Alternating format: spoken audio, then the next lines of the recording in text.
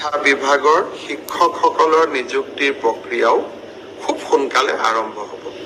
অৱশ্যে সেকেন্ডাৰী এডুকেশ্যনত আমাৰ অকণমান সময় লাগিব, কাৰণ প্ৰথমবাৰৰ বাবে অসমত আমি গ্ৰেজুৱেট টিচাৰ মেথছ বুলি এটা নতুন পদ সৃষ্টি কৰিব খুজিছোঁ।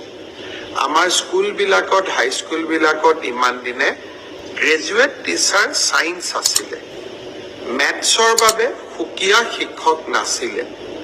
যোৱা কালি শিক্ষা বিভাগৰ লগত মই বহুত দেৰি বহিছিলোঁ আৰু আমি এটা সিদ্ধান্ত লৈছোঁ যে আমাৰ হাইস্কুলবিলাকত গ্ৰেজুৱেট টিচাৰ মেথছ বুলি এটা সুকীয়া পদ হ'ব লাগে, যাতে গণিতৰ ওপৰত আমি একোজন শিক্ষক নিযুক্তি দিব পাৰোঁ।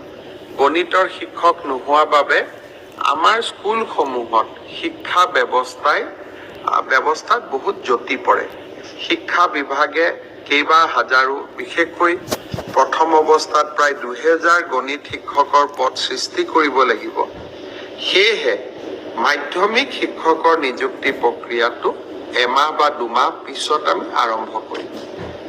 সেই হ'লেও মোৰ লক্ষ্য যে এই গোটেই পোষ্টখিনি গ্ৰেড 3ত 7600, গ্ৰেড 4ত 5000, পুলিচত 6434, এলিমেণ্টাৰী এডুকেশ্যনত 5550 গৰাকী শিক্ষক, সেকেন্ডাৰী এডুকেশ্যনতো প্ৰায় 8000 শিক্ষক, এই গোটেই অৰ্থাৎ প্ৰায় 35000 নিযুক্তি আমি মাৰ্চ মাহ বা এপ্ৰিল, বিশেষকৈ বহাগ বিহুৰ আগতে আমি শেষ কৰিব খুজিছোঁ।